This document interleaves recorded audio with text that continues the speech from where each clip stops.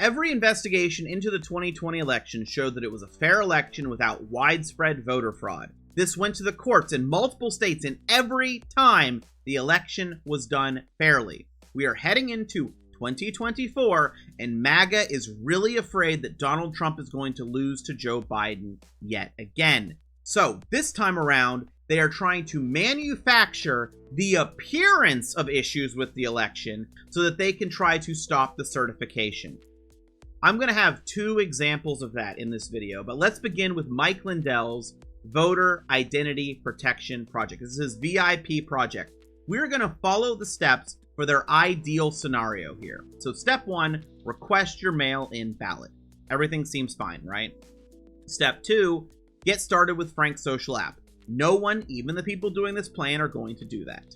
Step 3, spread word on social media. Step 4, receive your mail-in ballot. Step 5, make copies of election records. Step 6 is where things start to get very interesting. On election day, cast your votes in person. Now, it has in all caps here. Without disclosing your possession of a mail-in ballot, check in with poll workers and advise them that you would like to vote. So you're going to be hiding your mail-in ballot and go to these workers and say you'd like to vote on the election. If told by a poll worker that you already voted, you are the victim of identity theft. That one makes sense, but the one they're wanting is the next part here. If issued a new ballot by a poll worker, notify the poll worker that you were already mailed a ballot.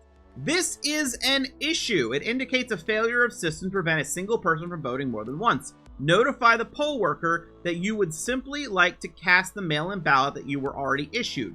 Kindly ask the poll worker to create an entry in the poll book indicating that multiple ballots were issued to the same voter. This entry can be reviewed by canvassers prior to certification of the election. If the poll worker refuses to make an entry in the poll book, take note of the time and precinct number for future reference and proceed to step 8. So let's really think about this. You have the requested mail-in ballot you wanted.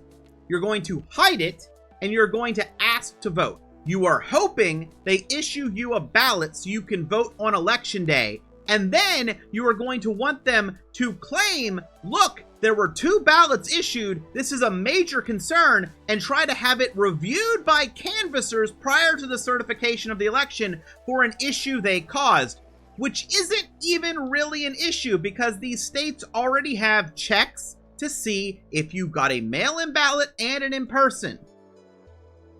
How do we know that? Because this exact same claim was mentioned in 2020 by people. They are trying to manufacture a crisis that doesn't exist, and all they're doing is trying to trick poll workers into issuing a ballot for them legally and then saying it's an issue. But let's continue to step 8. So they get that notarized, they get that added in, right? Mike Lindell has talked plenty about how he wants to involve law enforcement. He wants law enforcement to go into polling places and take voting machines on election day. He said that. File complaint with law enforcement is step 8. File a criminal complaint citing hashtag identity theft and or hashtag voter suppression. Already got their hashtags ready with your local police department and or county sheriff. Provide law enforcement with the following information: ballot envelope photos, ballot photos, arrival time at polls, ballot number, precinct number, voting location, and names of election workers. Recommend that law enforcement obtain access to the poll book used by the poll worker. Be sure to cite applicable provisions of law pertinent to these offenses in your state. Report incidents on Frank's social. No one's going to do that, right? They're going to do it on Twitter. They just are.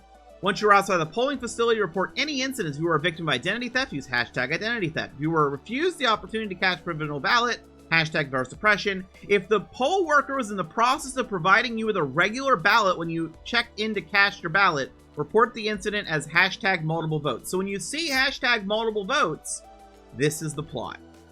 And they've got like examples here. And step 10 is monitor election incidents, which is again telling you to go to the their prank social stuff. How does VIP project secure our election? It doesn't. What it's going to do is try to fake that there's a problem. That's what it's going to do. And as you can see down here, they even reference 2,000 mules, which the publisher has pulled because it was nonsense. This is one of them. The other one also involves a social media.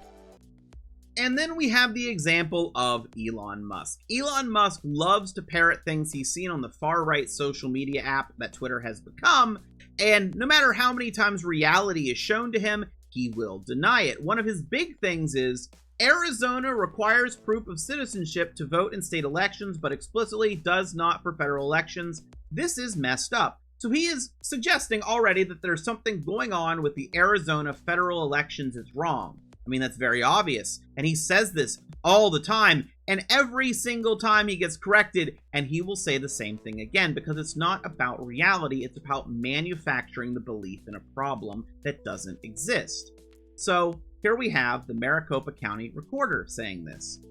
Arizona had a documented proof of citizenship law for all voters, but it was invalidated by the U.S. Supreme Court in 2012 because it conflicted with federal law, therefore only applies to state voters. Longer. We've done this before a few times, but here we go again. In 2004, Arizona voters passed Prop 200 requiring documented proof of citizenship in order to vote. Groups challenged this law, saying that it conflicted with federal law, National Voter Registration Act of 1993. Federal law only requires attestation under penalty of law that the voter is a U.S. citizen. In 2012, the United States Supreme Court agreed with plaintiffs that the Arizona law conflicted with Arizona ITCA. Now, why did that happen? Because requiring people to bring proof of citizenship to a polling place could be considered, a hardship for some people to get a hold of that documentation who are U.S. citizens, who can legally vote. And it's still illegal for a non-citizen not to vote. Therefore, Arizona could only keep the documented proof of citizenship requirement for state and local elections, not federal elections.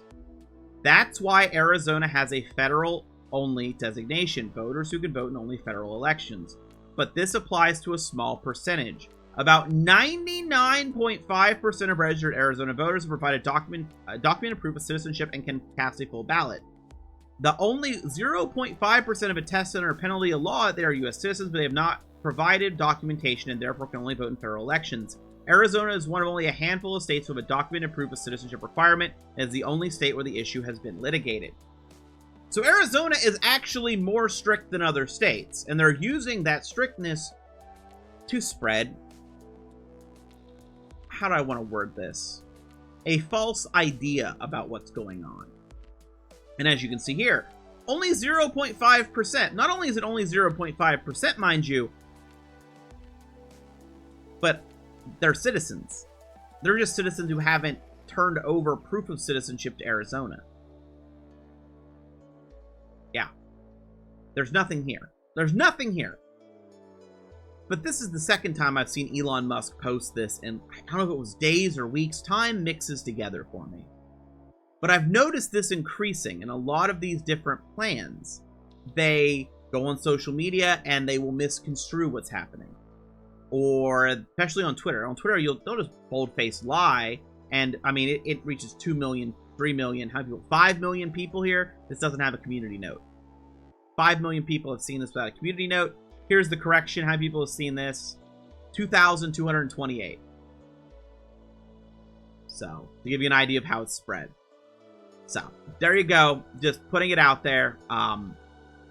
This is gonna continue. It's gonna be a continued thing. They're gonna find new ways to make claims about the election. They're gonna try to find new ways to slow things down. As I mentioned, there's been talk of people trying to send in sheriffs to try to seize electronic voting machines on election day. That has been a talking point. Constitutional sheriff nonsense. If you aren't looking up the constitutional sheriff nonsense going on with the elections and how they think they can come in and start controlling polling places on those days, I would highly recommend you take a look into that, because it's just growing.